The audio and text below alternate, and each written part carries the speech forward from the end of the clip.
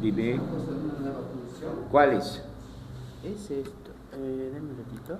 Si os, digamos... A ver, pónmela y después yo la voy a... Es la que estamos haciendo, ¿no? No. Creo que cuando le das clic, tendría que hablar.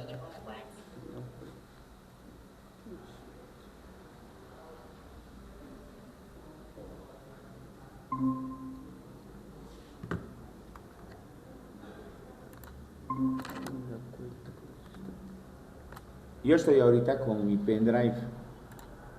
¿El tuyo cuál has puesto? ¿Cuál es? Por eso sale desde mi pendrive y vamos a... Sí, nomás así. Ya. ¿Ya? ¿Listo?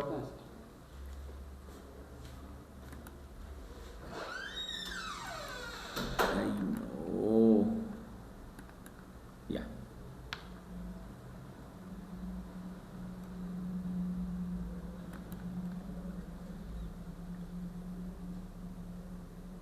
A ver, veremos quiénes están virtuales.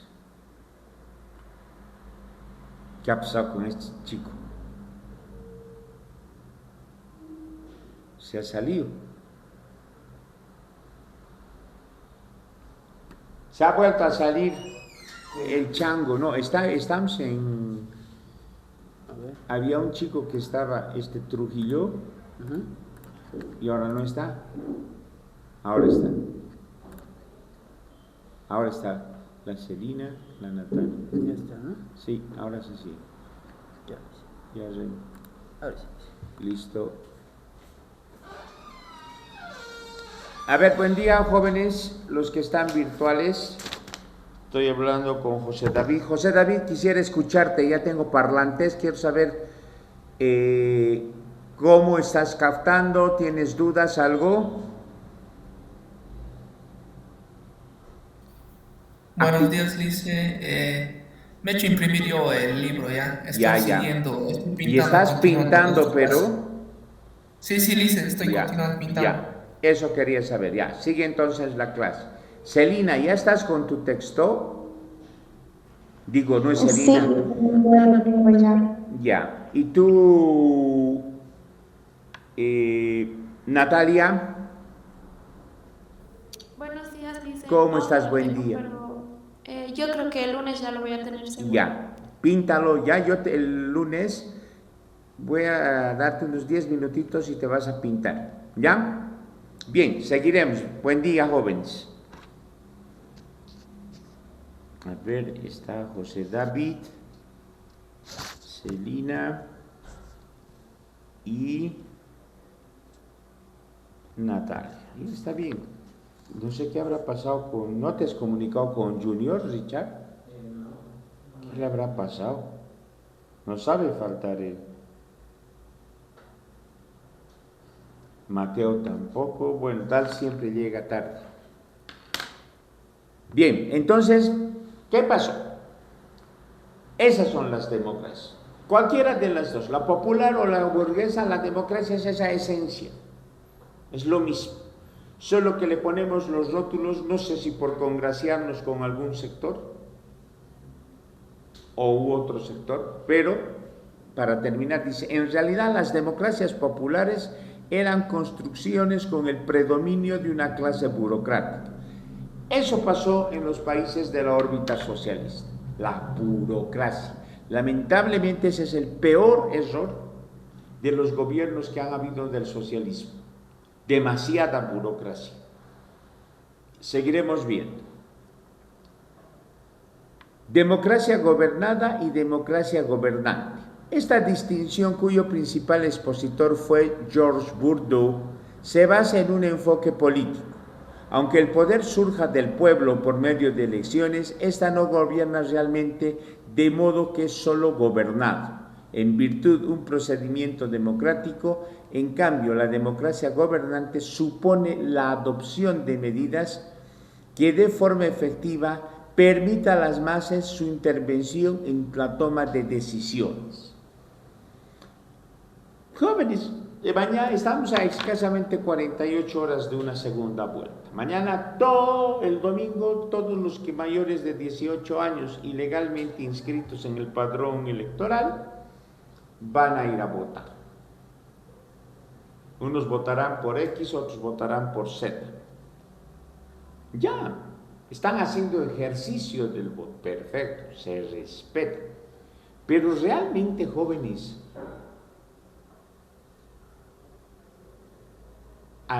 ¿tendremos eso? Esa representación que, por ejemplo, el fulanito total de mi circunscripción ha ganado la diputación, ha salido por el partido tal, es diputado de la circunscripción 8, por decir, pero me representa.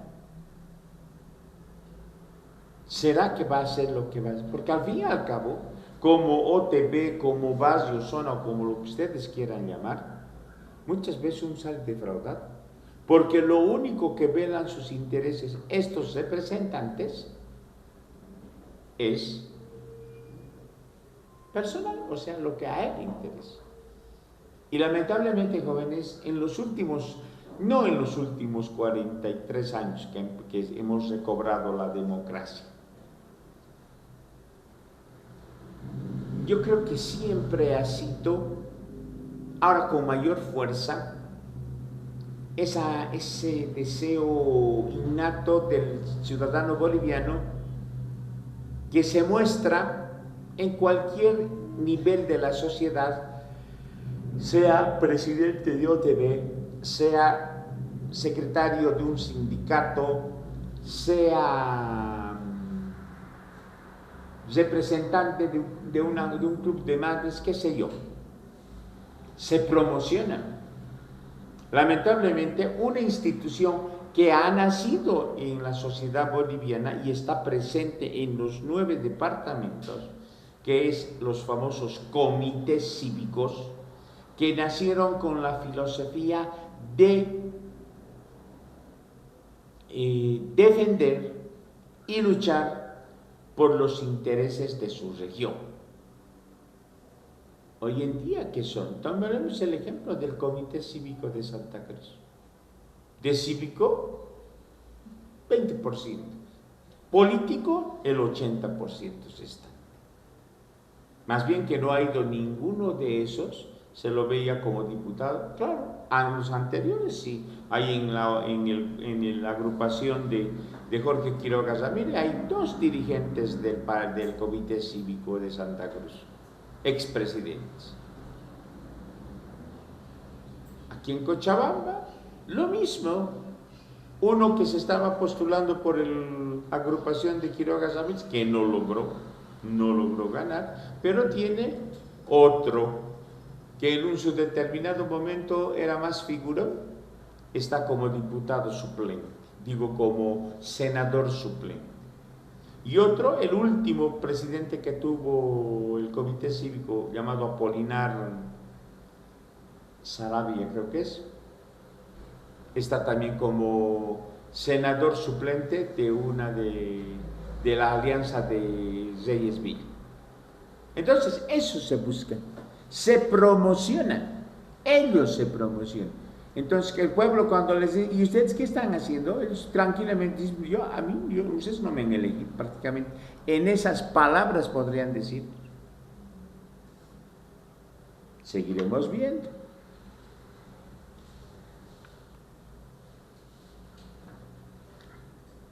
Democracia mayoritaria y democracia consensual.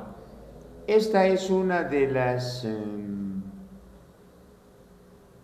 más interesantes, los más interesantes subtítulos de la democracia, del tema de la democracia, que habla sobre la democracia mayoritaria y la democracia consensual. A ver, veremos qué es la democracia mayoritaria.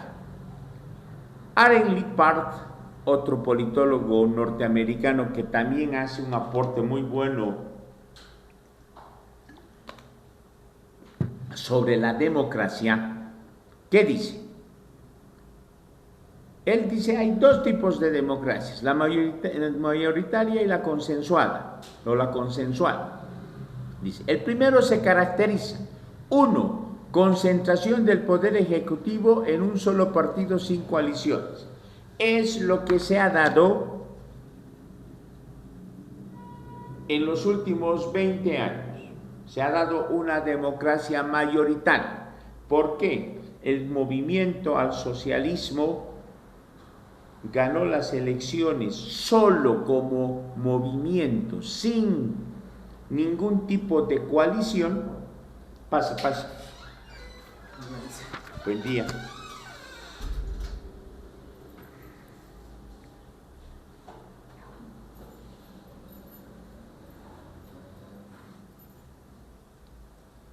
Mateo, ¿qué apellidas? Ríos. Ríos, ¿no?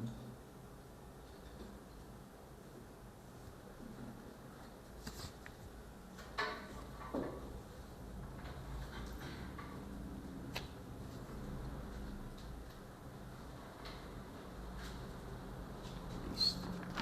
Entonces, gana las elecciones. Para hace 20 años atrás era algo inédito, algo que, como ahora, el 17 de agosto, hace 2 meses atrás, fue la sorpresa de Paz Pereira, lo mismo. Con lo de Evo Morales, su partido gana con el 54% y no necesita de nadie para ser gobierno, porque él tiene la mayoría absoluta. Los partidos que han logrado superar el 51% son democracias mayoritarias, no necesitan coalición. En cambio, el año 1985, don Víctor Paz Estenssoro, que logró doblarle el brazo a Hernán Siles Suazo para que reduzca 1 año de su mandato y convoque a elecciones anticipadas debido a una crisis económica más fuerte que esta, sabe él y dice: yo solo no voy a poder hacer como el que salga elegido de aquí a pasado mañana. Solito no va a poder hacer. ¿Por qué? Porque no tiene mayoría y no tiene tanto como para lograr por sí solo. Entonces van a tener que formar una coalición. ¿Qué hará? El señor X o Z que salga el domingo elegido le dirá al señor X o Z, al señor Doria Medina, que es el con el que más se acerca, y al que salga segundo el domingo le dirá: bueno, ¿saben qué? Tenemos que hacer esto. Estas coaliciones, jóvenes, sobre todo en Bolivia, han sido negativas en todo sentido de la palabra. Porque, muy bien, un ejemplo para que me entiendan mejor. Mateo se postula para ser presidente, pero no le alcanza para gobernar con solidez. Entonces dice: a ver, Irene, ayúdame. Ya, perfecto, te dice Irene. Pero yo te pido, Irene, y la Irene dice: ya, yo voto por ti, te apoyo a ti, pero tú me das tal ministerio, tal cosa, tal cosa. Entonces, ni modo, tienes que ceder. Porque si no tienes el apoyo de Irene, no vas a poder hacer nada, porque vas a estar con la asamblea adversa a tus intereses. Lo mismo te hace a ti, Lucía, tú le pides otro, y lo mismo a ti, Abril. Así, el que, por ejemplo, salga elegido el domingo, tiene que buscar el apoyo del que salga segundo el domingo y del partido de Samuel Doria Medina. Así sería una democracia mayoritaria, sería una coalición, como hizo Víctor Paz Estenssoro con el partido Acción Democrática Nacionalista en 1985 y firmó el famoso Pacto de la Democracia, que viabilizó su gobierno. Punto 2, veremos. Dice: predominancia del poder ejecutivo. Exacto. ¿Quién predomina? Es más el poder ejecutivo que el poder legislativo. En nuestro país ha cambiado. Ya no hablamos de poder ejecutivo, legislativo y judicial. Hablamos de órgano. El órgano ejecutivo, el órgano legislativo y el órgano judicial. ¿Ya? 3. Sistema bipartidista.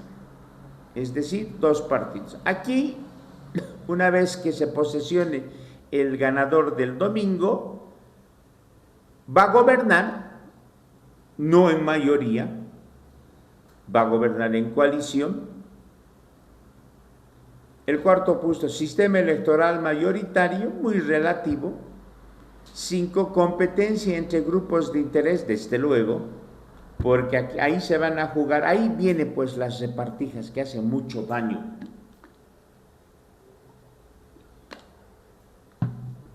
Cuando un candidato no alcanza a vencer la barrera del 50+1, tiene 13 senadores, pero no alcanza ni siquiera a superar lo que debería tener para tener los 2/3, se le hace bien difícil y tiene que negociar con otras fuerzas políticas.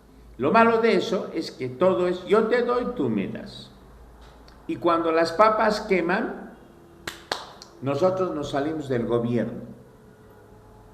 Eso le pasó al gobierno de Gonzalo Sánchez de Lozada en su segundo mandato. Estaba el MIR de Jaime Paz Zamora y el NFR de Manfred Reyes Villa. Entraron porque el MNS de Gonzalo Sánchez de Lozada no iba a alcanzar ser una fuerza sólida como gobierno, entonces hacen esa coalición. Bueno, vinieron las metidas de pata que en la historia vamos a ver, y al final se retiraron los dos. O sea, qué bonito, lo dejaron solo en el momento más difícil. Claro, estaban velando sus intereses, porque sabían que si caía Gonzalo Sánchez de Lozada, estando ellos en función de gobierno, se iban a quemar, como que Paz Zamora terminó de sepultarlo a su partido, el MIR. El NFR se desmarcó y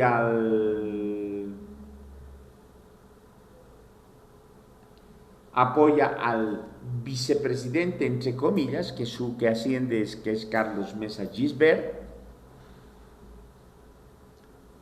pero el 2005 el NFR va a candidatear.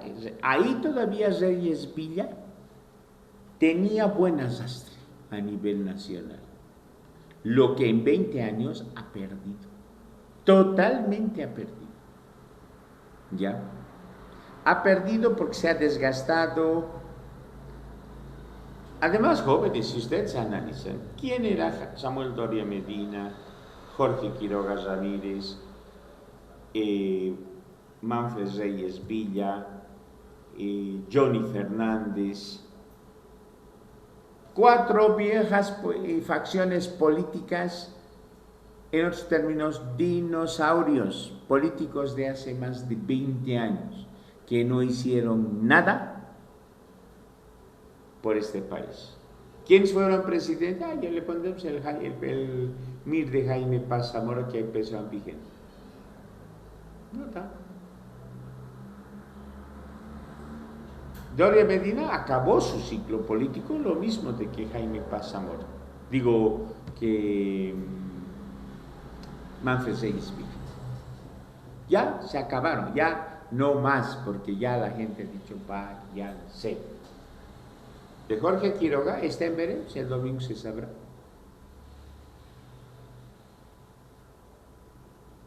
Otro dinosaurio político. Pero sigamos viendo. En el punto 5, competencia entre grupos de interés, desde luego que hay eso. Gobierno centralizado, sí. Bien enfocado en controlar todo lo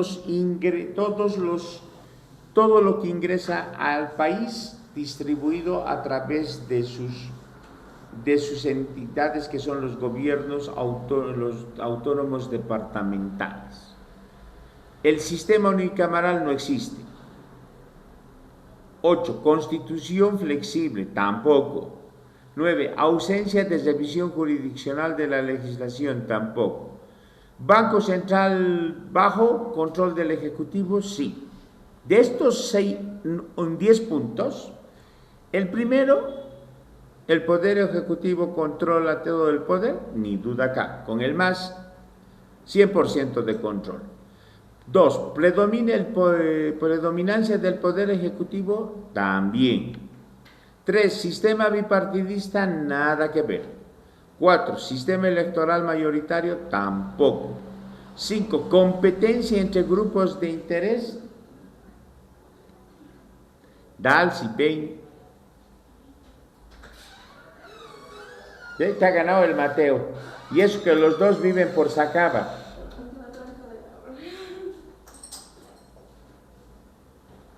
Mateo, ¿en qué parte vives de Sacaba? Por Quintanilla. Ya, ¿y tú, Dalsi, vives más allá, no ve?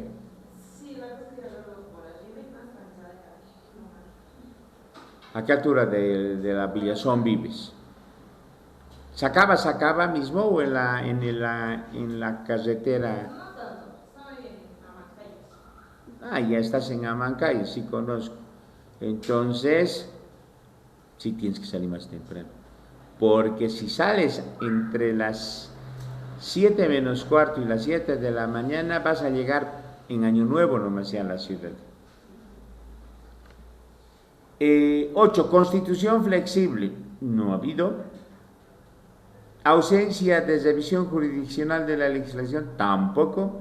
Pero sí, el 10 ha sido lo más notorio también. El Banco Central bajo el control del Ejecutivo. A ver, una pregunta, esto quería hacerse la otra vez. A ver, Luz, dime, ¿qué es el Banco Central para ti? Vas a escuchar y vas a escuchar ahora más todavía. ¿Qué crees que es ese banco? Hay el Banco de la Unión, hay el Banco, ¿cómo es? Mercantil Santa Cruz, el Banco Económico, el Banco FI, el Banco Nacional de Bolivia, el Banco Ganadero, el BCP y el Banco Central. ¿Qué será? A ver, cualquiera de ustedes. Mateo, el Banco Central. Aquí no tiene oficinas, pero siempre se escucha hablar del Banco Central. En La Paz tiene un edificio es altísimo. Ese banco, jóvenes, es el Banco del Estado Plurinacional de Bolivia. El Banco de la Unión también, aunque en el Banco de la Unión más del 50% de acciones son del gobierno boliviano y los restantes son de capitales privados. En cambio, los otros bancos, Ganadero, Económico, Nacional, Mercantil Santa Cruz, BCP, son bancos privados. Por ejemplo, el BCP es un banco privado de grandes empresarios peruanos. Su central está en Lima. El Banco Nacional de Bolivia también, grupos de empresarios que han puesto. El Banco Ganadero ni dónde perderse, porque es el banco de la mayoría de los ganaderos, tanto del Beni como de Santa Cruz. El Banco Central no. El Banco Central es 100% del Estado Plurinacional de Bolivia. En sus bóvedas está la reserva de oro del país. Tienen una bóveda donde generalmente debe haber, creo, 22.000 toneladas de oro como respaldo. Ahí también se guarda la medalla presidencial que el sábado 8 de noviembre la van a sacar para ungirlo al nuevo presidente. Es una entidad que rige, es la única entidad autorizada para emitir los billetes. Hasta antes que pasara eso, estábamos en el gobierno de Ismael Montes Gamboa, en su segundo periodo, cuando dijo: señores, la única institución financiera que va a estar autorizada a partir de ahora por el presente decreto supremo es el Banco Central de Bolivia. Antes, el Banco Mercantil, que ustedes conocen como Mercantil Santa Cruz, era de propiedad de Simón Iturbe Patiño. Era el octavo hombre más rico del mundo y el varón del Estado. Y él sacaba billetes. Si alguna vez van a buscar, hay exposición de numismática. La numismática es lo que se denomina los coleccionistas que hacen billetes, monedas nacionales o también internacionales. ¿Qué hacen, no? Y van a ver billetes de la época de don Simón Iturbe Patiño. O sea, había billetes de acuerdo al gusto del cliente. Y eso no era bueno. Es como si se te ocurre empezar a emitir billetes y eres un gran industrial, no estás capaz, no estás autorizado, ni mucho menos te darían autorización. El único ente emisor de billetes es el Banco Central de Bolivia. Todos los billetes, desde que se promulgó ese decreto, el Banco Central ha ido sacando. ¿Ya? No puede haber otra institución, otra instancia que haga eso. Sería delito. Por más que sea el banco de los ganaderos, de los lecheros o de quien sea, no pueden hacer eso. ¿Ya? Seguiremos viendo. Veremos ahora qué es la democracia consensual, que no hemos tenido y que creo que nunca vamos a tener. El 1 es el ejecutivo formado por coaliciones de partidos. Bueno, puede ser entonces que ahora nuevamente vuelva eso, la democracia consensual o consensuada si quieren. 2, equilibrio de poder entre legislativo y ejecutivo. Ya no, ahora va a ser así la cosa. Si antes era así el ejecutivo, porque tenía peso cuando estaba Evo Morales, y el legislativo, el más, arrasaba con sus 2/3, ahora la balanza se va a equilibrar, porque el ejecutivo va a mandar leyes al legislativo, y el legislativo, si logran consensuar entre el ganador del domingo, va a haber votaciones, ya sea para aprobar decretos, para aprobar contratos, para aprobar préstamos, etcétera, etcétera. Se puede decir que el poder legislativo va a volver, después de 20 años, a tener el equilibrio junto con el ejecutivo, ¿ya? Porque estos 20 años el ejecutivo era el que hacía y deshacía.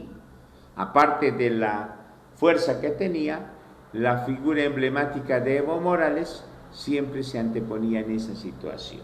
Pero seguiremos viendo.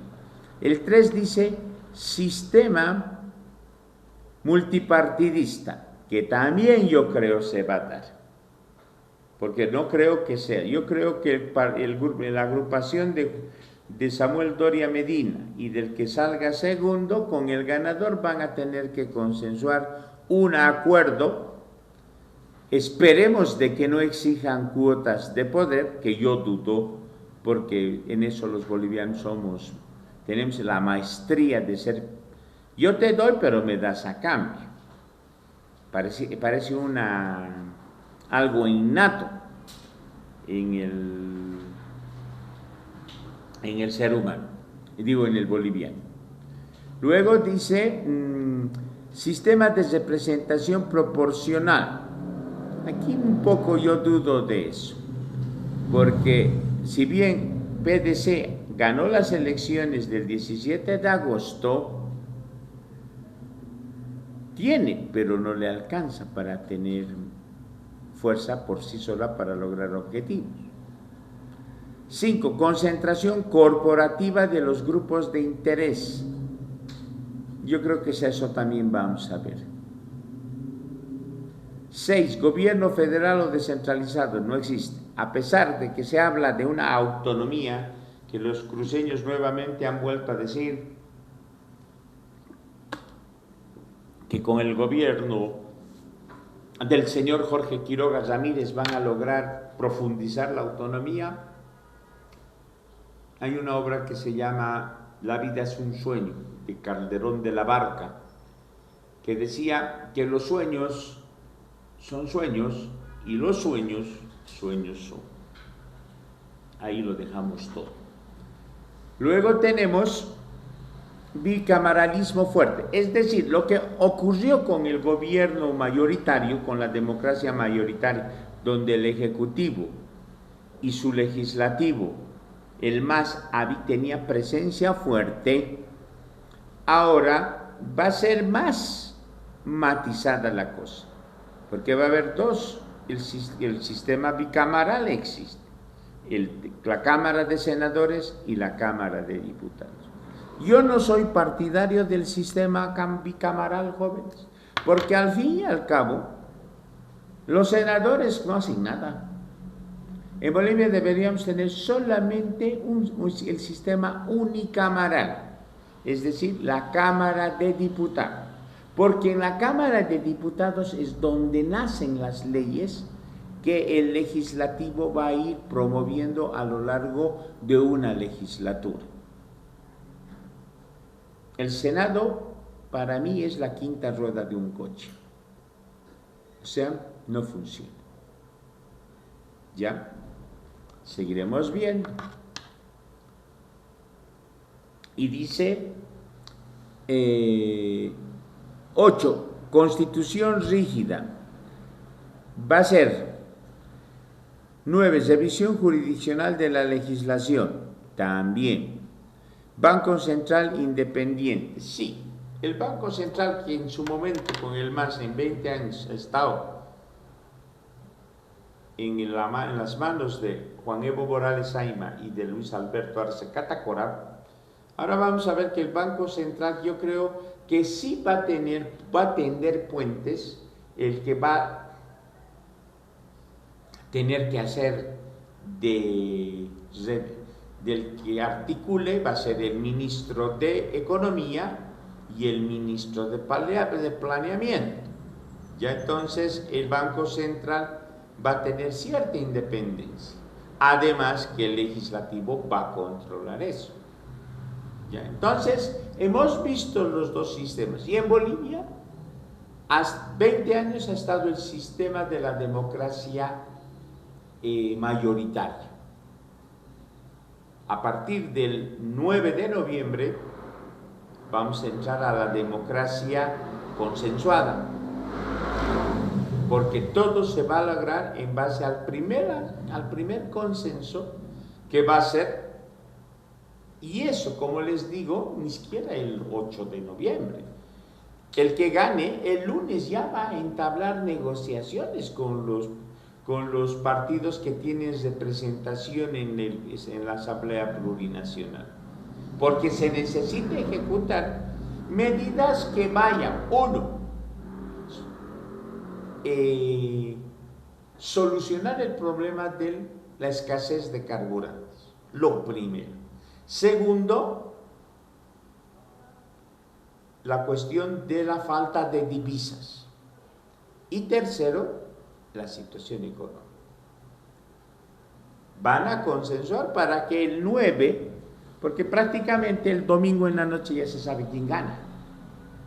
Y ese va a saber que tiene que el lunes ya ponerse en marcha para solucionar situaciones apremiantes. Entonces dirá, bueno, lo invitarán a Samuel Doria Medina, lo invitarán al que salió segundo, etcétera, etcétera. Y ahí van a negociar. Si dicen como dicen los políticos, no, nosotros nada vamos a exigir, nada, por favor, esto es nariz, no es mamadera. No nos van a tomar el pelo, o perdón la expresión, no nos van a volver a mamar, porque sabemos que ellos no te dan nada gratis, jóvenes. Todo es, yo te doy, tú me das.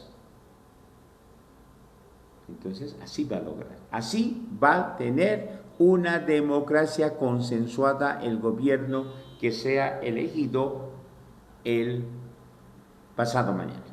¿Ya? Seguiremos viendo. Democracia gobernable y democracia ingobernable. Y yo creo que hemos estado hasta el 2022 en la democracia gobernable, y bueno, ahora estamos inmersos en una democracia totalmente desgastada, devaluada, agotada, donde se ha hecho mucho, pero mucho daño. Dice, estas expresiones no han sido acuñadas de modo preciso por la doctrina, pero surgen del empleo que se hace con gran frecuencia de la noción gobernabilidad democrática. ¿Qué es lo que buscamos? Por ejemplo, jóvenes, podríamos llegar a una democracia ingobernable con el nuevo gobierno si es que no tiene el respaldo de la Asamblea Plurinacional. Podríamos llegar fácilmente a eso. Pero, ¿qué dice? Esta da a entender la capacidad real de tomar decisiones y aplicarlas en la práctica para dirigir a la sociedad a la consecución de objetivos decididos por él. Si los elementos de un sistema democrático no funcionan adecuadamente, se puede llegar a una parálisis gobernativa o a un desorden generalizado. Los métodos electorales deben permitir la formación de mayorías operativas que resuelvan. Los esquemas de consulta popular no deben posponer en forma indefinida la adopción de acciones. El marco jurídico debe aplicarse regularmente y dar certidumbre a los miembros de una sociedad. La libertad no puede transformarse en libertinaje a riesgo de que el pueblo no sea ni gobernante.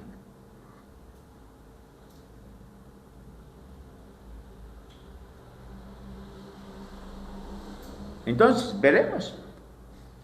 Cada punto dice, esta expresión no han sido acuñadas de este modo, preciso por la doctrina, pero surgen del empleo que se hace con frecuencia. Es cierto, nadie ha escrito sobre una democracia gobernable o ingobernable. Y aquí está lo que más estamos buscando hoy los bolivianos.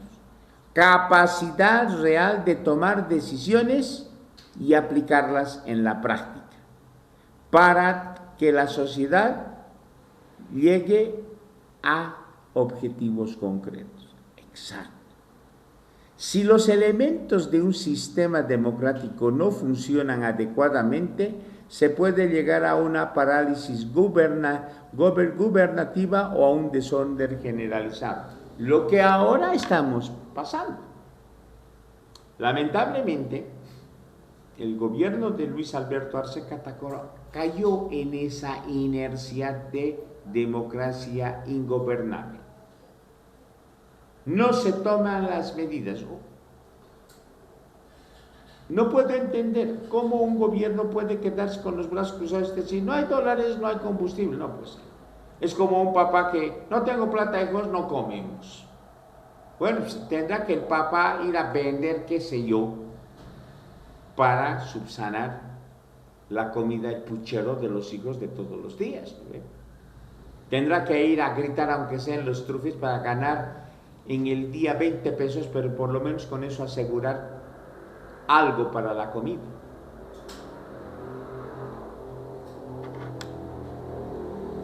¿Qué más dice este aspecto? Y esto produce ese desorden generalizado. Cuando el gobierno pierde su norte, jóvenes, el desorden se hace parte de la cotidianidad de una sociedad. Hay malestar. Yo más bien no estoy viendo tanto. Sí, hemos llegado a amenazas. El boliviano se ha acostumbrado, que realmente se ha acostumbrado, porque en mi época de estudiante jóvenes, el boliviano no era del que hablaba, el boliviano era del que salía a la calle y se enfrentaba contra la policía, porque la policía salía a reprimir.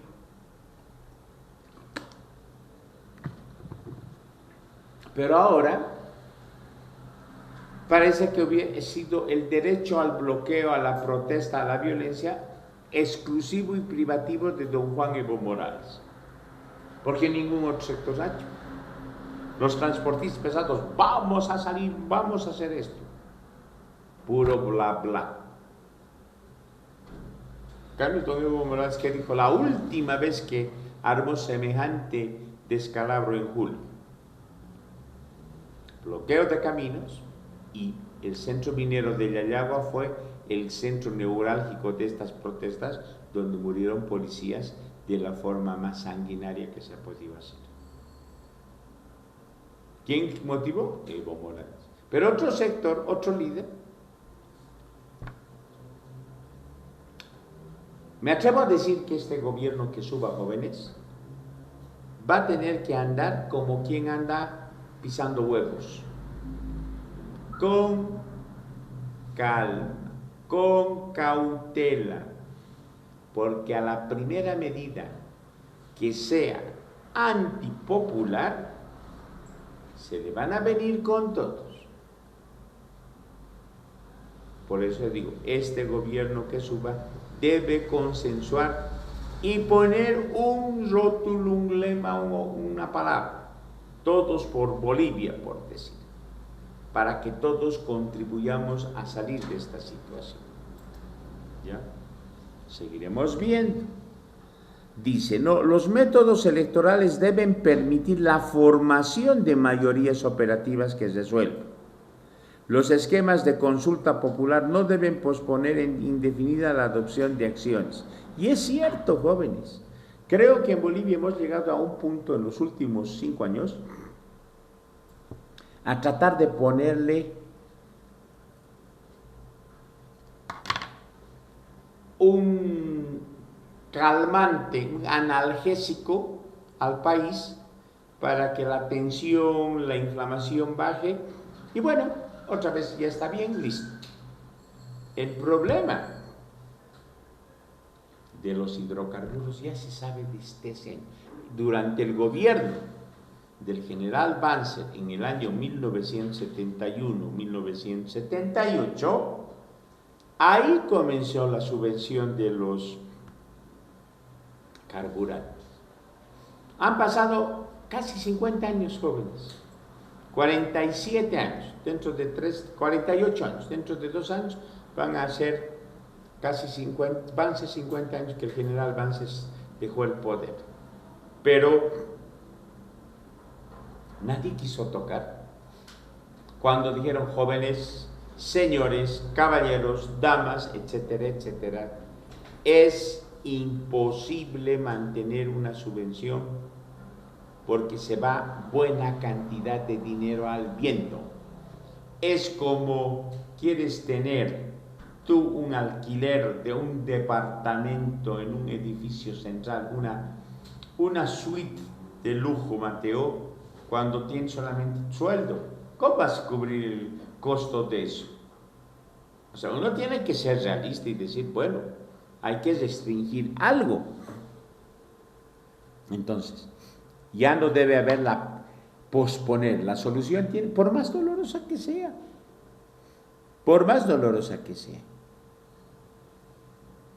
Hay una metáfora muy interesante sobre la mentira y la verdad. La mentira y la verdad dice que eran amigas, ¿ya? Y salían juntas a pasear por los prados de un cierto bosque. Y bueno, y un día hacía tanto calor que la mentira le dice, oye, verdad, nos meteremos al río, está haciendo mucho calor. La verdad, cándida e ingenua, cree y se mete. La mentira, que ya tenía una idea preconcebida, ve que la verdad estaba nadando plácidamente, sale a la orilla del río y agarra la ropa de la verdad y se viste con eso. La verdad se arrebata, se molesta y dice, devuélveme. Y bueno, desde ese momento salió la mentira con la vestimenta de la verdad y la verdad salió totalmente desnuda. Aplicado a nuestra sociedad, hay verdades, hay mentiras vestidas con la verdad y la creemos y nos arrebatamos cuando vemos a la verdad totalmente desnuda. ¿Ya? Seguiremos viendo. El marco jurídico debe aplicarse regularmente y dar certidumbre a los miembros de una sociedad. Claro, jóvenes. ¿Cómo yo, empresario, por decir, voy a venir a Bolivia, voy a traer mi dinero que no me ha caído del cielo, ha sido fruto de mi esfuerzo, de mi sacrificio, bueno, de muchas cosas? ¿Qué es lo primero que tengo que preguntar a un gobierno? Señor, yo tengo 50 millones de dólares que quiero invertir en Bolivia en la instalación de una fábrica de X producto. ¿Qué seguridad jurídica usted me ofrece? Si yo quiero ganar inversión, tengo que ofrecerle, pues decir, estas son las leyes, este es el ordenamiento jurídico de mi país, regulados por la Carta Magna o la Constitución Política del Estado. Ahí, jóvenes, ese empresario dice, bueno, pucha, me están ofreciendo. Me han dicho que, inclusive el gobierno pues sabe que, y si usted lo hace ya no más, le vamos a perdonar impuestos. 3 años no va a pagar nada de impuestos.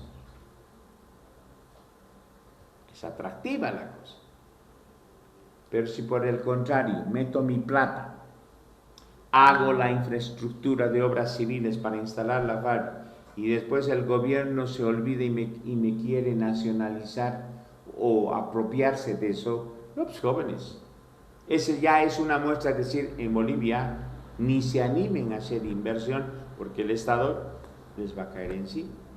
La seguridad jurídica en todo, jóvenes, no solamente en el campo de la inversión. Que yo mi plata, tú sí ya te has ahorrado con todo sacrificio, has llegado a juntar $1,000, que ni siquiera has querido sacar ni para invitarle una salteña a tu chica.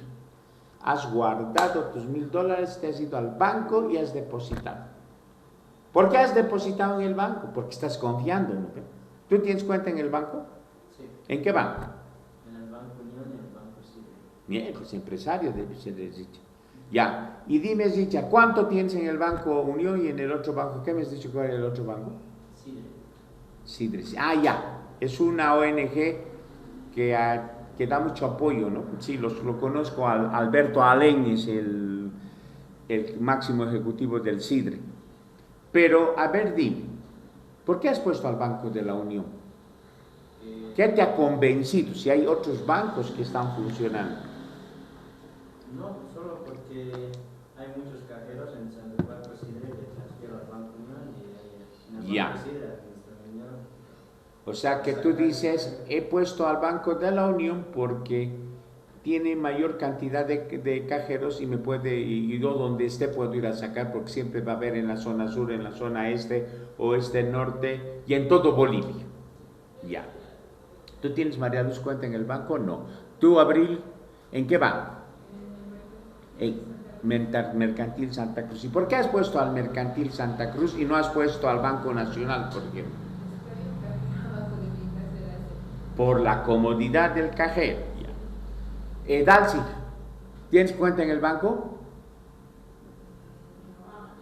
Tu mamá maneja, porque tú seguramente cuando entras al cajero haces silbar tu cuenta y los billetes salen como a fin de año regalan calendarios, ya. Pero tienes una cuenta, ¿en qué banco? En el BCP. ¿Tú, Irene? ¿En qué banco? Banco Unión. ¿Tú, Mateo, tienes cuenta en el banco? Maneja mi papá. Ya, maneja. ¿Pero es tuya la cuenta o es de tu papá? Es tuya. Ya. ¿Y cuánto tienes en ese banco? Unos 10,000 bolivianos, unos 50,000 dólares, o más o menos algo así, un monto que te permite holgadamente tener eso ya. ¿Y tú, Brian, tienes cuenta en el banco? Sí. ¿En cuál banco? Banco Unión. ¿Y qué me has dicho? ¿En qué banco tienes tu plata, Mateo? Sol. En el Banco Sol. ¿Y por qué has elegido el Banco Sol? Yo lo he sacado de ahí mi plata porque me han robado 500 bolivianos, los del banco. Porque está re cerca de mi casa. Porque está cerca. ¿Y tú, Irene, por qué has puesto en el banco? ¿Qué me has dicho que estás? ¿En qué banco has puesto tu dinero? Banco Unión. ¿Por qué? Igual por la comodidad de los cajeros o porque te han dicho, tiene usted este depósito y va a ganar tanto de interés. Ya, te ha convencido el interés. Porque lo más general, jóvenes, los bancos en Bolivia pagan bajísimos intereses y no se presenta casi nada. La mayoría de los bancos, la gente que abre sus cuentas en los bancos, uno es por la funcionalidad de sus cajeros, y el Banco Unión arrasa en ese sentido. Luego está el Banco BCP, el Banco Sol también, porque el Banco Sol, en su filosofía, cuando nació como institución, no era banco, era una institución financiera que nace, igual que el FIE, para ayudar al micro y mediano empresario. Hoy día se han vuelto bancos. Pero ninguno me ha dicho, yo dicen he puesto en el banco ganadero porque me han ofrecido una tasa de interés a mis ahorros bastante atractiva.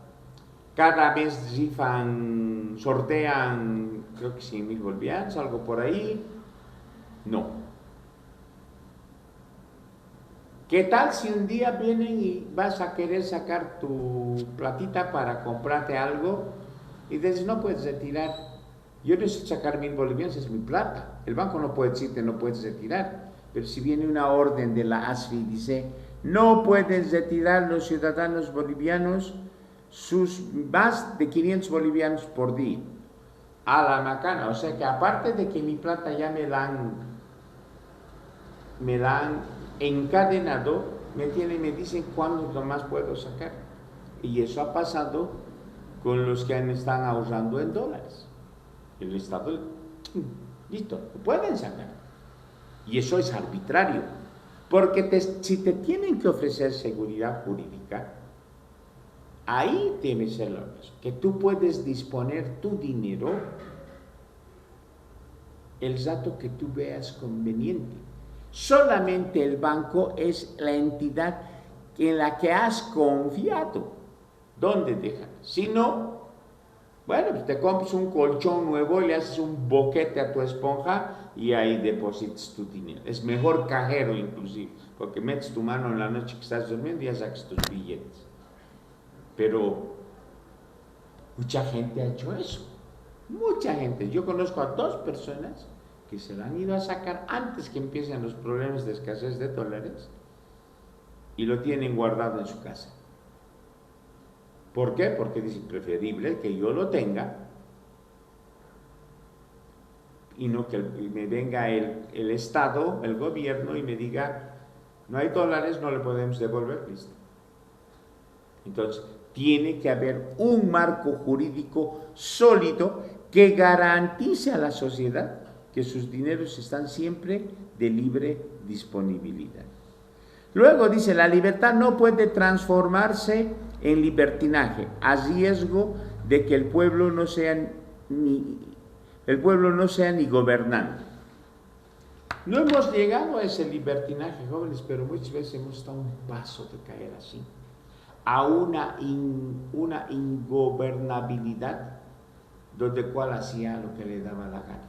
Y eso pasó el año 2003, cuando el gobierno de Gonzalo Sánchez de Lozada, que ya cometió un error a principios de ese año, en febrero, y donde el presidente debería rectificar su error, dejó pasar, y en octubre estalló la cosa, y casi deriva en una anarquía total. Aunque el término está mal empleado, deriva en un libertinaje total.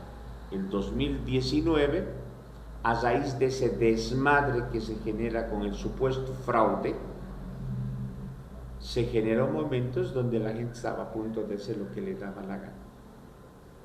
Y a veces eso demuestra, jóvenes, que aunque tengamos 60 años de democracia, la inmadurez política sigue siendo como si tuviéramos 5 años de democracia. El ejemplo, el Perú. Jóvenes, el Perú tiene un sistema una constitución que es una vergüenza, porque cada representante peruano, sea diputado o senador, quiere tener el presidente que esté a su medida, pero como no les gusta, no, Se declara vacancia. La han sacado a la Dina Boluarte, que era una mafiosa. Lo han sacado al Pedro del Castillo. Lo han sacado bueno, Martín Cárdenas se entregó porque Pedro del Castillo ganó las elecciones. Pero creo que el Perú en 5 años ha tenido ya 6 presidentes. Y eso que demuestra ingobernabilidad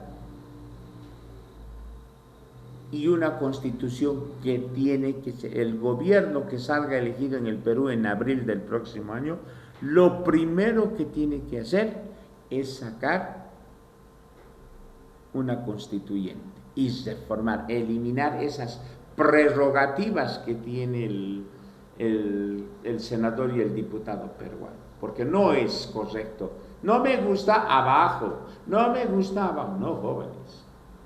No es a gusto del senador o diputado, es el pueblo que ha elegido. Y estos imbéciles, perdón el término, creen que y se atribuyen la potestad del pueblo. ¿Ya? Seguiremos viendo.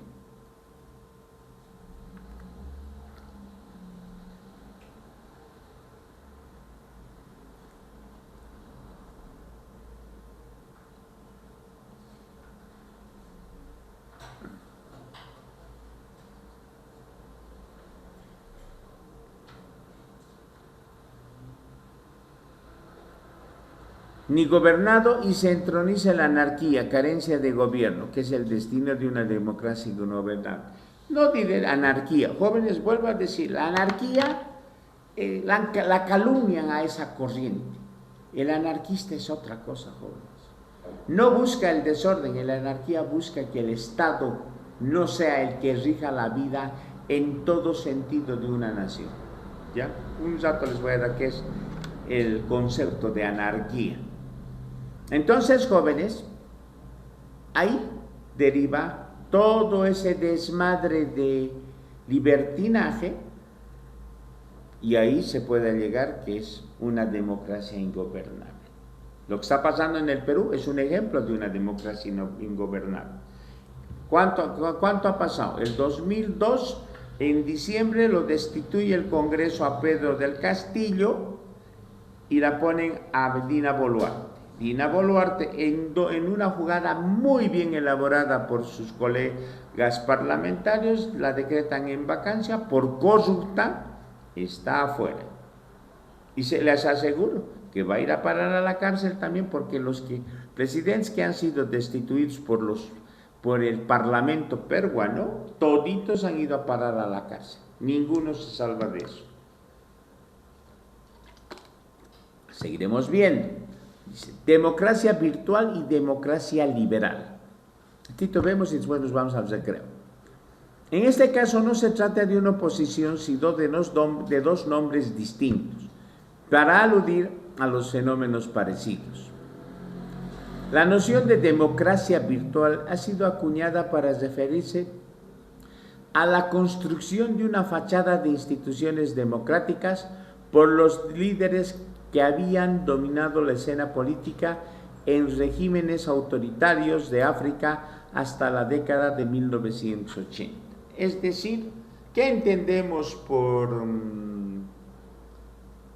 por democracia virtual entonces? ¿Qué entendemos por virtualidad, por ejemplo? A ver.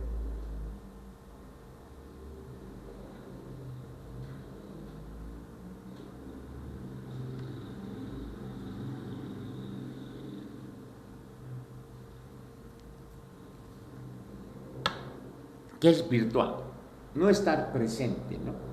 Y en África hicieron eso, jóvenes. Habían gobiernos que el pueblo está ahí y nosotros hacemos. El pueblo era virtual. Es como está ahí Natalie, está los muy jóvenes que están en virtual. Nos veían así. ¿Era factible? No, pues jóvenes, porque las cosas hay que hacerlas en presencia. ¿Ya? Y veremos lo que es el concepto de una democracia liberal. Se supone que ha logrado controlar los resultados de un sistema de elecciones competitivas solo en apariencia. La democracia liberal, como se la denomina Zacarías, se presenta con una mixtura de democracia, y un autoritarismo en la cual raramente hay elecciones limpias y libres y sin embargo reflejan participación popular en la política y apoyo a las autoridades electas. Jóvenes, no va a ser nada extraño, yo ya por anticipado lo tomo, que el que no gane y salga segundo el domingo va a querer decir ha habido fraude, porque así justificamos la falta de convencimiento. Esperemos que esa palabrita nos olvidemos de una vez por todas, porque lamentablemente en la democracia virtual muchas veces se ha hecho eso, sobre todo no solo en África, en países como Guatemala, El Salvador, Nicaragua y Honduras ha habido democracias virtuales donde los gobernantes los tenían ahí al pueblo, pero no los hacían partícipes. Y en la democracia liberal se ha dado de todo. Ahí tenemos al actual presidente de Salvador, Bukele, que subió democráticamente elegido y ahora es un demócrata vestido con un terno de dictador. Que mucha gente me dirá, no, ¿cómo va a decir eso? Él ha agarrado y ha eliminado de canto a punta toda la inseguridad, la delincuencia del Salvador. Perfecto, jóvenes, me parece correcto. Lo que otros gobiernos no han logrado hacer, uno, porque no les convenía hacer y tener a las famosas maras bajo su control. Ha eliminado a las maras, pero le ha picado el bichito del ser el presidente omnipotente y está buscando que su reelección sea indefinida. El pueblo lo va a hacer porque lamentablemente esos pueblos que en pleno siglo XXI son rebaños, no les importa que cualquier perro sea su pastor. ¿Ya? Bien, vamos a quedar ahí. Tenemos 15 minutitos, pueden salir y volvemos. Ayer estuviste virtual, Mateo. Sí, pero esta semana que viene voy a empezar a venir presencial porque está más... Claro, además la Dalsi te extraña. No viene y se pone triste. Lo dicho ustedes es tener ya no la visión, tienen que olvidarse a partir de ahora de lo que es colegio. Tienen que olvidarse de eso. Tienen que ver ahora que la universidad, si quieres vas, si no quieres no vas. Y si quieres hacerlo en 4 años o menos, lo puedes hacer. Pero si quieres salir en 6 años, también lo puedes hacer. Hay estudiantes que dicen, no, yo no voy a tomar las 9 materias, mucho es 5 nomás voy a tomar. Si es su decisión, sabrá por qué elegir. Pero yo les aconsejo que las 9 primeras materias que van a tener el primer año, las aprueben bien, cosa que en segundo ya. Así es la subida el primer año. El segundo es así y después ya es llana la cosa. Pero depende mucho de ustedes. Ya cuando faltando unas semanitas al examen, yo les voy a dar las materias, las 9 materias que les va a tocar. Y ustedes tienen que escoger docentes. Ahí también les voy a decir qué docentes no les conviene que tomen y qué docentes vale la pena tomarlos. ¿Ya? Bien. Vamos a ver ahora los problemas y limitaciones de la democracia. Se atribuye a Winston Churchill haber dicho, la democracia... A ver qué es, porque si no los que están virtual no están viendo ahorita.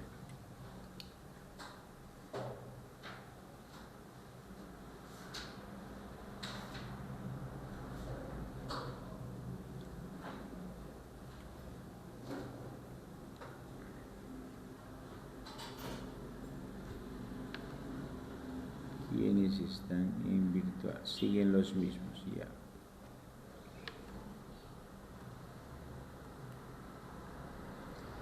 Bueno, se le atribuye a Winston Churchill haber dicho la democracia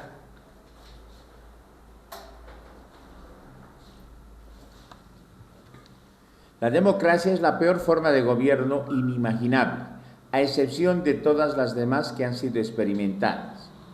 Si la democracia es el poder que se ejerce en nombre del pueblo para lograr un beneficio general, un primer aspecto que debe revisarse es el procedimiento para asegurar que los representantes efectivamente representen la voluntad y el interés de los representados. No estaba equivocado Winston Churchill, porque realmente, jóvenes, a veces, ¿qué se hace con la democracia? Sobre todo cuando se llega a ser gobernante. Todo para el pueblo, nada para el pueblo. Mientras el pueblo sirva a mis intereses, ahí está el ejemplo, hasta papelones que hemos visto, de ponerse poncho, mascar coca. Por favor, jóvenes, no necesitas hacer payasadas para tratar de convencer, porque el pueblo, al menos el de este país, ya se ha dado cuenta. Ya no es ese pueblo de hace 40 años donde le ofrecías el oro y el moro y aceptaban. Cándidamente, ingenuamente, sí, nos va a traer, ha dicho que va a hacer esto. Y después, llegado el momento, así no es así. Hoy ya no. Y tomar esas posiciones que no son las tuyas. Un candidato político tiene que ser claro y honesto y hablar las cosas claras y concretas. Además, un candidato que supuestamente ama a su pueblo, tiene que salir de su pueblo y no de élites privilegiadas donde jamás se hubieran puesto un poncho y mucho menos hubieran mascado coca. ¿Ya? Seguiremos viendo.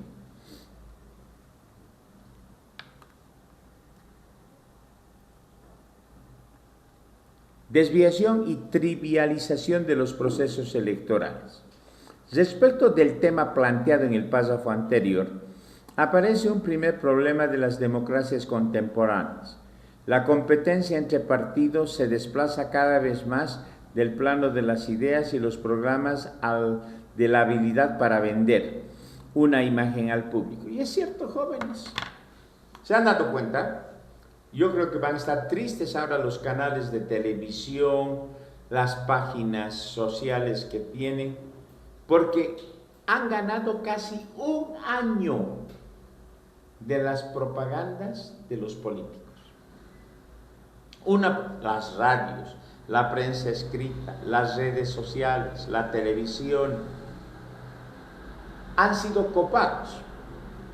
Me gustaría que fuera así, que los tres candidatos, Samuel Doria Medina, toditos los que han participado y tienen representación, comenzando por Andrónico Rodríguez, ¿cuánto han invertido en publicidad? Yo les aseguro que pasa del millón, de los 2 millones de bolivianos, porque no es barata la publicidad en televisión, ni siquiera, creo que un cuadrito así, de esta mitadcita nomás. Aquí está mejor. Uno de estos, así un cuadrito de esto creo que cuesta 500 bolivianos. Entonces, ahí es pues donde deberíamos ser los ciudadanos más exigentes y decir, ¿y de dónde tiene esa plata? Porque un candidato no creo que habrá puesto plata, se supone que ha debido poner plata de su patrimonio. Entonces, yo quiero ser diputado, pago también. ¿Quieres ser diputado por Cochabamba? Ya tienes que poner 50,000 bolivianos. Todo tiene su precio. Pero aún así, jóvenes, las pinzas.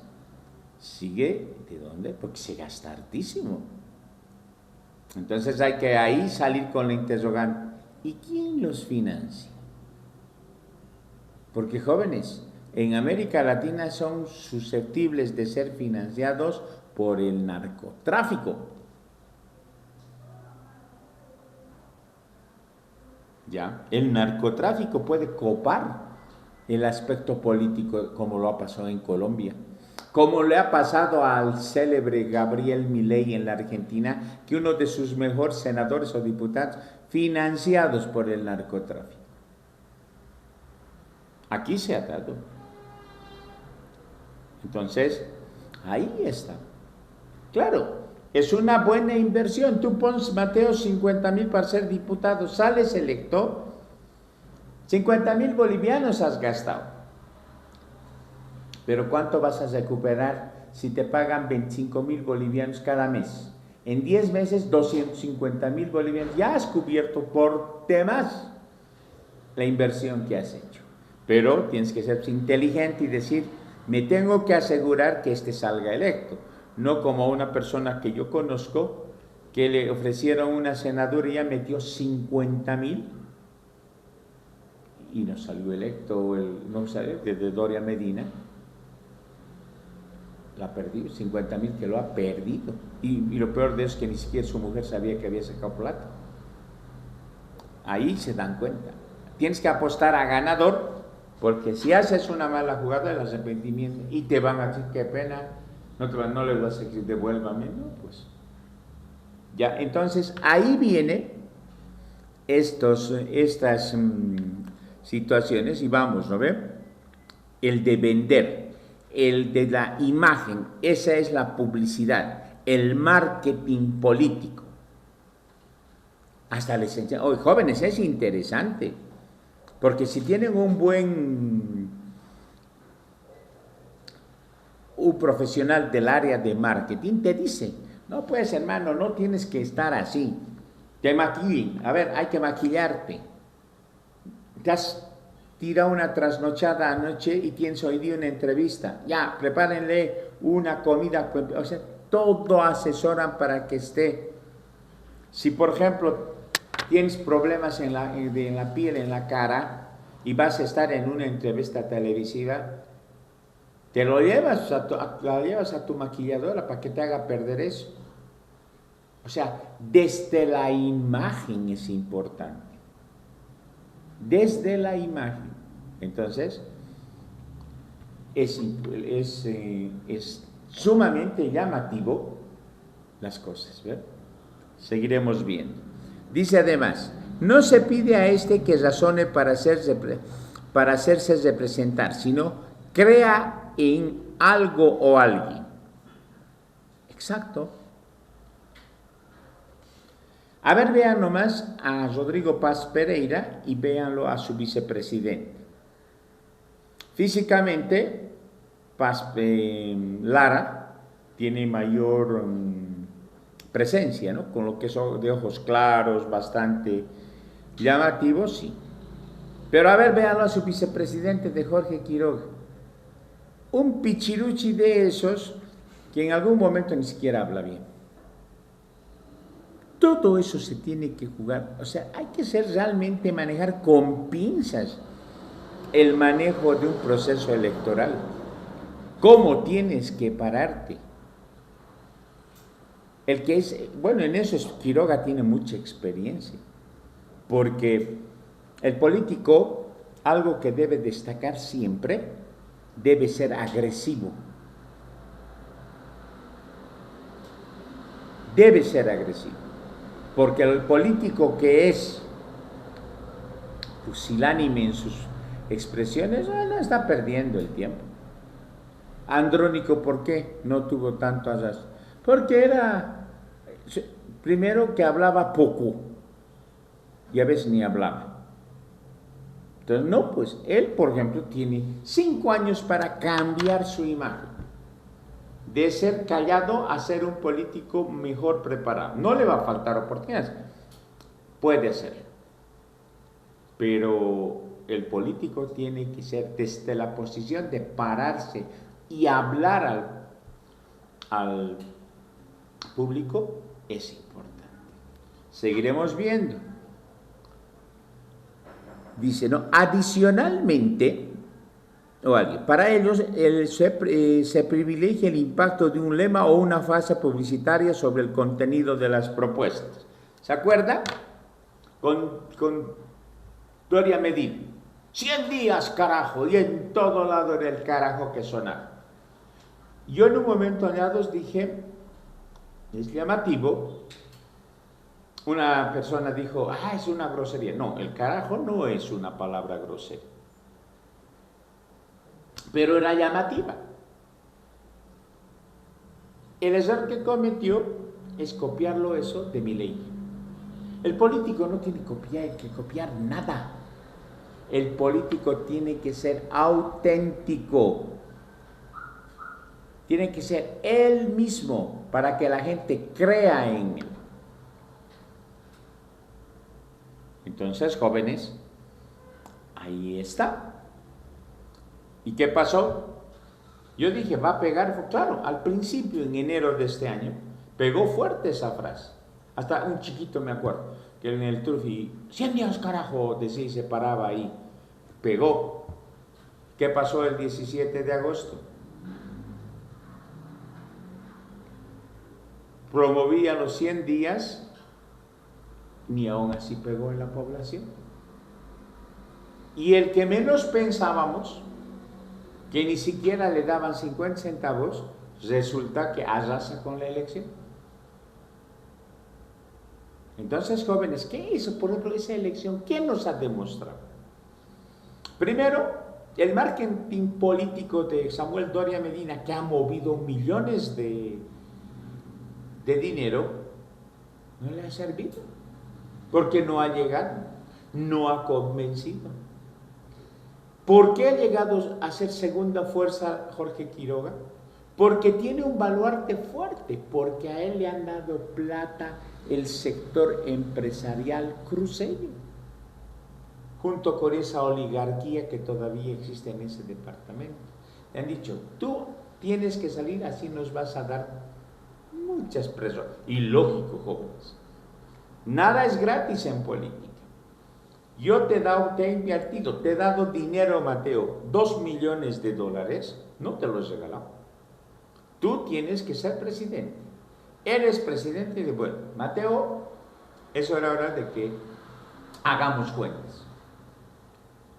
Eres presidente, 2 millones. Quiero esto, o hacemos esto, o me das beneficios en esto. Esa es la forma de que un político salda sus deudas. ¿Por qué creen que George Bush, hijo, el presidente de Estados Unidos, hizo aparecer la prensa americana y la prensa occidental?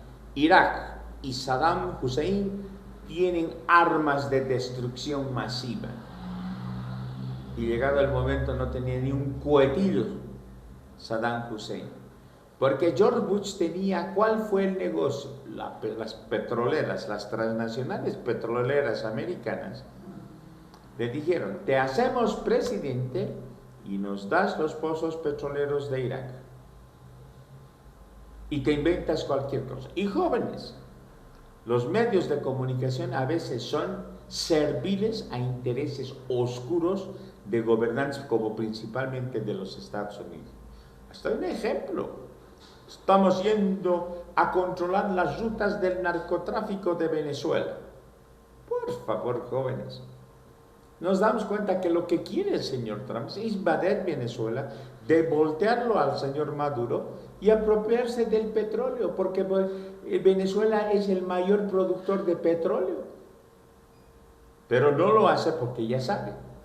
Brasil ya le ha dicho, Colombia le ha dicho, Rusia también ha manifestado y China también. Entonces el señor Trump la tiene que pensar miles de veces antes de hacer algo, porque si se le vienen encima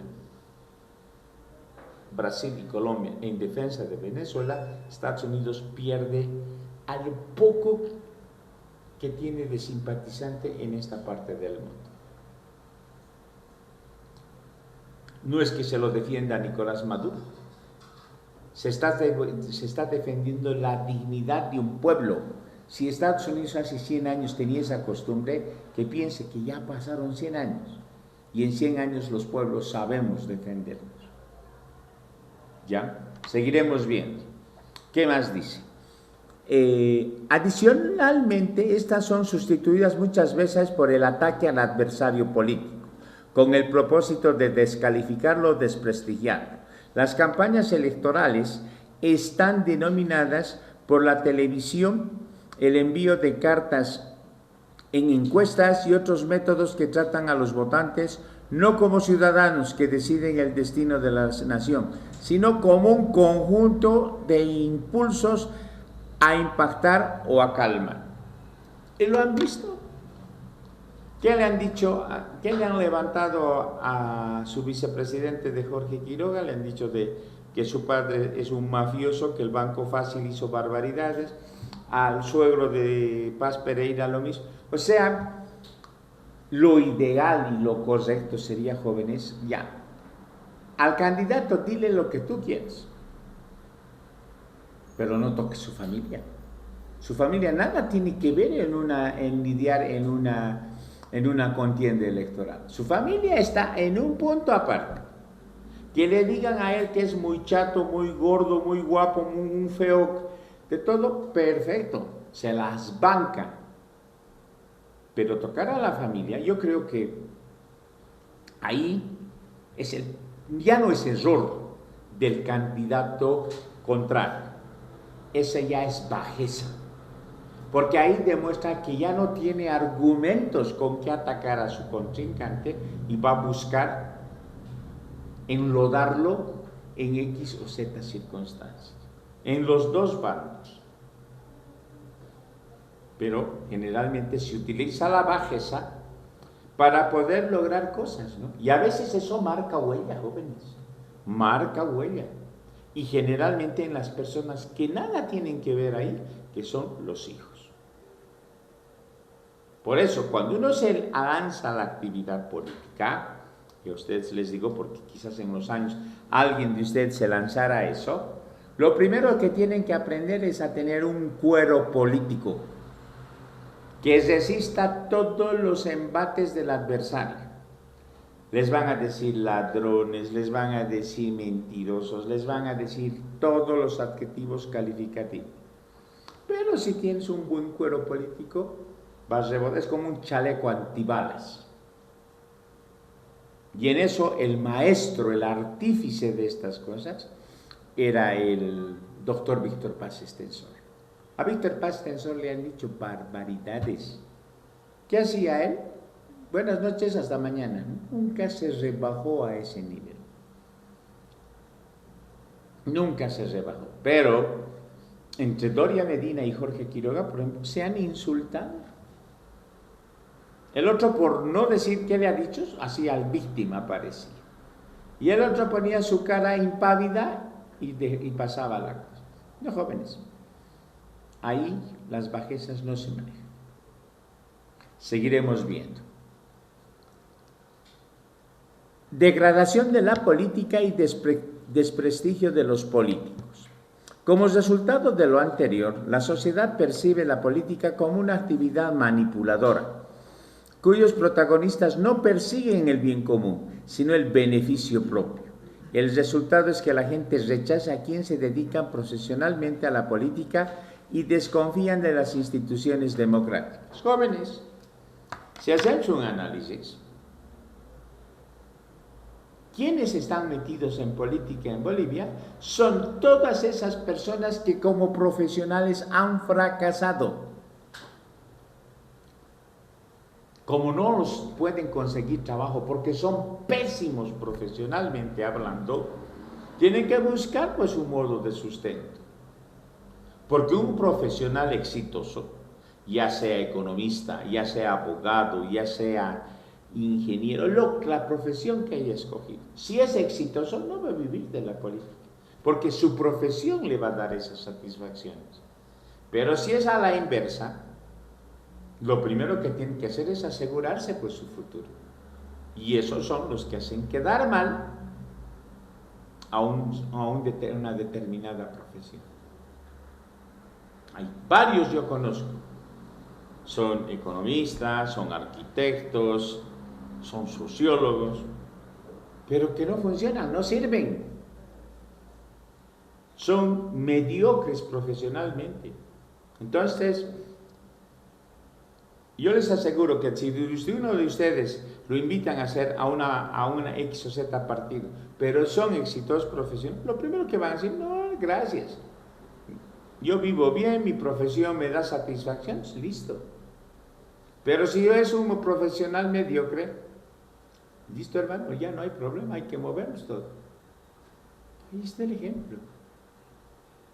Debería ser que el político que entre a lidiar en la arenga política debería ser un profesional 100 puntos, pero sobre todo un profesional con una moral intachable, que sepan que ha entrado con un patrimonio de 50,000 bolivianos y salga 5 años después, tomando en cuenta que ha debido ahorrar en 5 años la plata que le pagaban como senador o diputado, salga con 80,000 bolivianos máximo, y no que entre con 50,000 bolivianos y salga con $1,000,000. ¿De dónde? ¿De dónde? Claro, de las matufias, de los sobornos, de los negociados, y eso es la relación. Hoy en día la política, hablar de política, jóvenes, da pena, porque está tan mal vista. Desde los tránsfugas que se cambian de partido como cambiarse de calcetines. A mí me admira gente que los he visto en Comunidad Ciudadana, ahora están o con Doria Medina o están con Jorge Quiroga. Eso se llama no tener dignidad, no tener ética.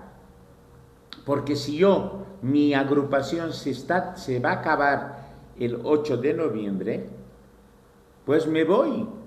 Si me considero una persona respetable y tengo una profesión con que defenderme, me voy a decir, gracias señor Carlos Mesa Gisbert, me ha dado una oportunidad de representar a mi país. No habré hecho las cosas al 100% como me las tenía planificadas hace 5 años, pero he hecho lo que he podido. Me siento satisfecho y no tengo un remordimiento de conciencia. Ese es un político de carrera. Y no estos, ya se está hundiendo el barco, ya pues, jefecito. Al que lo atacaban antes, ahora era su líder. Por favor. Ese tipo de gente da asco y es bien peligrosa esa gente. Porque esa gente nunca va a estar con el jefecito cuando el jefecito esté en problemas. Seguiremos viendo. Dice también, ¿no? Esto constituye un peligro para los sistemas democráticos, pues abre paso a aventureros y demagogos que tienden a agravar aún más los males sociales. La falta de confianza en los procedimientos democráticos permitió el ascenso de las dictaduras de Benito Mussolini y de Adolfo Hitler. Y ahí está. ¿Por qué Hitler llegó, jóvenes? Hitler hace 100 años atrás estaba preso en Landsberg por haber intentado un golpe de Estado en Múnich. Era un oscuro cabo bohemio, pero tenía algo a su favor. Tenía el arte de la oratoria y de convencer fantástico. Pero en ese momento el pueblo alemán lo único que quería es tener que llevarse a la boca. ¿Pero qué pasó?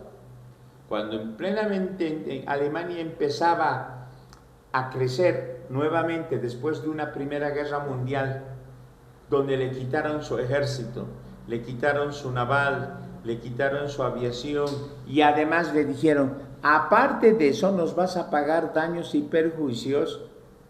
Bueno, el pueblo alemán se vio en una situación totalmente cruda.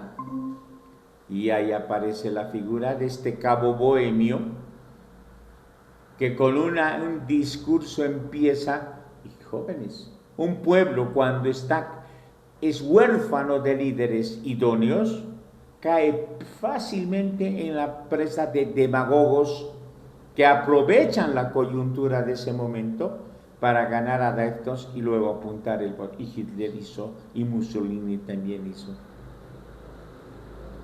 Les prometió al pueblo alemán hacer resurgir esa Alemania orgullosa antes de la Primera Guerra Mundial y lo cumplió. desarrolló su industria, cumplió. Entonces, jóvenes, ese pueblo tenía pues, una persona, un líder, un caudillo que en alemán se dice Führer, que cubrió las expectativas desde el más humilde campesino alemán. Pero en el fondo no sabían que era un hombre que tenía una serie de prejuicios raciales, políticos. Y ahí está. Fue el causante de que el mundo viera en una segunda guerra más de 60 millones de muertos. Pero seguiremos viendo. Financiamiento. Esto es lo que es bien preocupante, ¿no? En los sistemas competitivos democráticos, la captación de voluntades para que se conviertan en votos requiere grandes gastos. Hay que comprar tiempo en radio y televisión, que es muy caro, pagar profesionales de la comunicación política, comprar servicios de encuestas y sondeos de opinión, cubrir elevados gastos de desplazamiento, hospedaje y alimentación de equipos numerosos, imprimir grandes volúmenes de propaganda, etcétera, etcétera. Ahí está. ¿Cuánto han visto a los de Doria Medina? ¿Se acuerdan? Los de UN antes de las elecciones del 17 de agosto. Todos tenían sus chamarritas amarillas. Parecía una granja de patos cuando salían en una esquina, porro amarillos, o parecían yemas de huevo. Esas chamarras, jóvenes, no vamos a decir que son una marca famosísima, pero ¿cuánto elaboraba? ¿Cuánto el precio por una chamarra? Por una gorra. Los de Jorge Quiroga lo mismo. O sea, el movimiento económico que genera gastos de publicidad, gastos de impresión, gastos de elaboración de prendas de vestir, o sea, una serie de cosas. No es pues gratuito. Entonces ahí viene el financiamiento. Algunos que van como senadores no pagarán una X cantidad, pero ¿qué les dicen? Tú vas de senador, pero pones para pagar tal cosa. Y muchos financian los medios de comunicación audiovisuales, las radios y qué sé yo. Y ahí vuelvo a lo que les decía hace un rato. Ahí pues el peligro que se corre es de que sea la delincuencia la que esté financiando el partido X. Por eso yo digo, debería ser ley que se obligue a los partidos políticos a mostrar sus estados financieros antes de comenzar las elecciones y después de las elecciones, y hacerlo público. Sacar, como tienen plata para gastar en chamarras y en gorritas, tendrían plata de sacar unas libretitas con todo su informe financiero. ¿Quién puso esto o de dónde viene esto? Pero sabemos que no lo van a hacer, porque yo les aseguro que siempre hay algo turbio, algo que no debe saber el pueblo. Pero seguiremos viendo. Los requerimientos para gastos de campaña son gigantescos, y ello por un lado provoca que muchos ciudadanos capaces queden al margen de la actividad política por escasez de recursos, y por otro que los políticos caigan cada vez más en la tentación de obtener dinero por medios ilícitos para financiar sus campañas. Los escándalos de corrupción vinculados a la consecuencia de fondos para la actividad política son el talón de Aquiles de muchas democracias modernas. Y ha ocurrido lo mismo en España, Alemania, Estados Unidos y por supuesto también en México.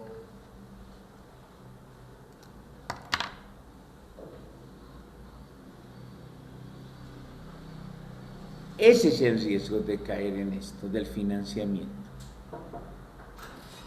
Señora Marcel, pase nomás.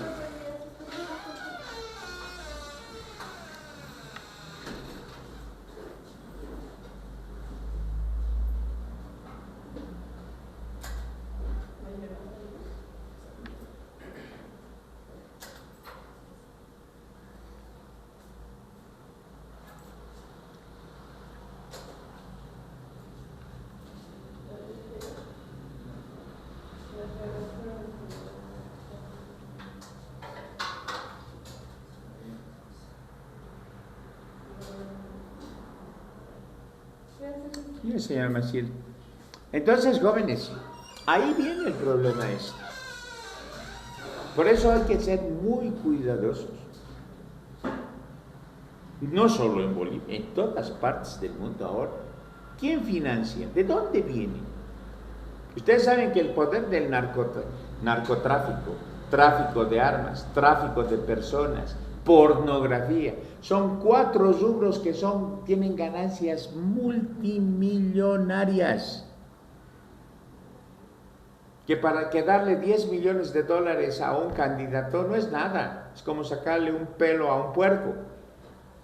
Pero la connotación, que un candidato esté financiado, por ejemplo, no por el narcotráfico, por la pornografía,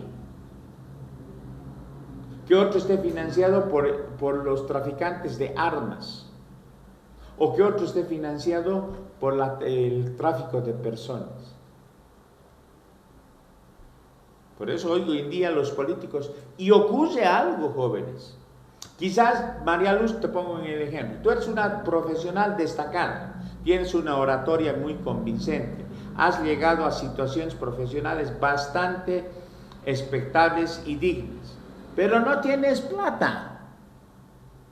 Y tú no puedes comprar una senaduría ni tampoco una diputación, porque no tienes plata. No te vas a ir a prestar del banco $70,000 para pagar para ser senador. A las pinzas, pues. Por lo menos si te sacar 70,000, con eso ya podés comprarte un departamento, ¿no ves? O sea, como no tienes plata, bueno, pues qué pena. Te quedas ahí en el grupo. Cambio uno que es de repente un asno, pero con plata, pone y está yendo. Este tipo de gente es la que actualmente está en la Asamblea Plurinacional. Gente descalificada. ¿Ya? Seguiremos y vamos a ver este puntito y ahí vamos a quedar.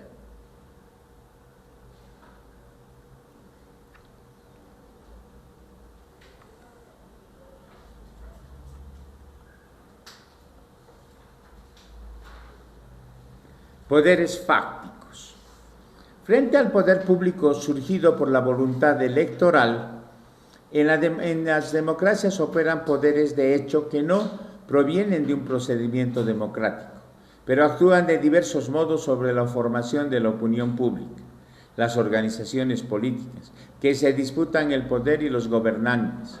La mayoría de estos poderes fácticos realizan su acción lícitamente en el interior de un Estado, pero por otros lo hacen desde la ilegalidad. Desde la ilegalidad. Y es cierto, jóvenes, puede ser. Son fácticos. Al decir fácticos, son ellos que están en el día, en el momento. Pueden tener una serie de procedimientos, pero aparentemente parecen legales, transparentes, pero de repente están de una u otra forma en la ilegalidad. Respecto de los segundos, dice, podemos mencionar el crimen organizado, uno, en general, el narcotráfico, que puede corroer a las instituciones democráticas como lo que ocurrió en Colombia para citar a gran escala. El terrorismo también socava la vida democrática, que puede llegar a impactar notablemente en la opinión pública al grado de prácticamente determinar un resultado electoral, como ocurrió en España después de los atentados de abril del 11 de marzo, que inclinó a los votantes a favor del PSOE. Sí, jóvenes. Puede pasar eso. Por lo menos en Bolivia no hemos llegado. Sí, del narcotráfico se sospecha, pero del terrorismo o de grupos criminales todavía no se ha visto, y ojalá que nunca se ve. Lo de España fue tremendo. Le pusieron bombas en los ferrocarriles, en los trenes, de hora pico, que se traslada a la gente a sus lugares de trabajo. Y claro, en esa época estaba en el gobierno José María Aznar, que primero que hizo, lo minimizó la situación, pensando que no era gran cosa, como tanto alboroto. Cuando se dieron cuenta para mediodía de que había más de 50 muertos, ahí recién se asustaron, claro, y le costó la permanencia del PP en el poder en España. Entonces, estos poderes ficticios o fácticos, mejor dicho, son los que en el momento ocasionan. En el momento ocasionan eso. ¿Por qué Paz Pereira ha subido? Simpático no es.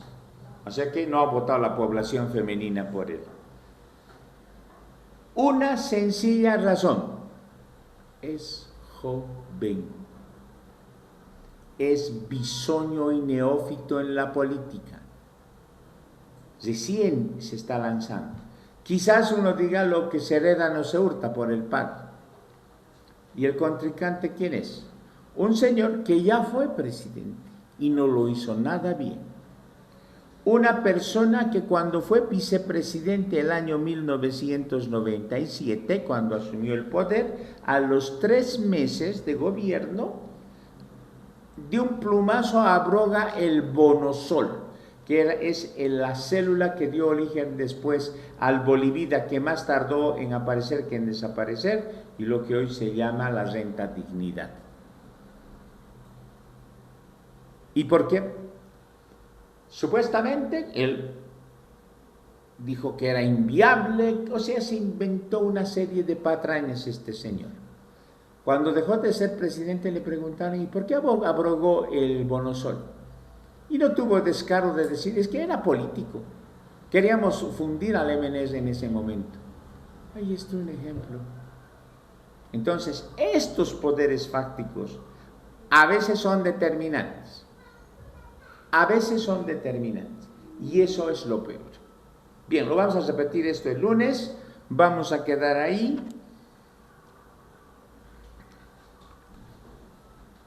A ver a los virtuales igual. Bien, espero verlos en el lunes, Celina. A ver, José, David, ¿cuándo vienes por el CEPI para poder conocerte? Porque no te conocemos ni en pintura. Natalia, un favor. Le dices a tu tía que pase hoy día a las 3 de la tarde. Está bien, listo. ¿Listo? Bien, jóvenes, nos vemos el día lunes, que les vaya bien, un buen fin de semana. Hasta luego.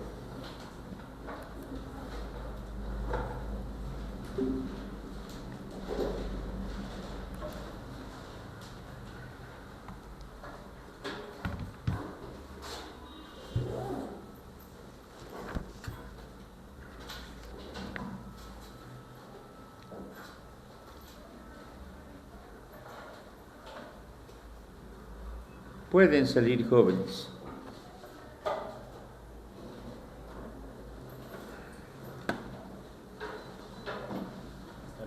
Chao, chao.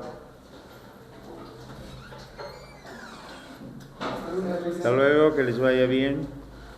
Chao, Dalcy, no te duermas. No te trasnoches el domingo porque no hay, es ley seca, no hay tragos para hacer.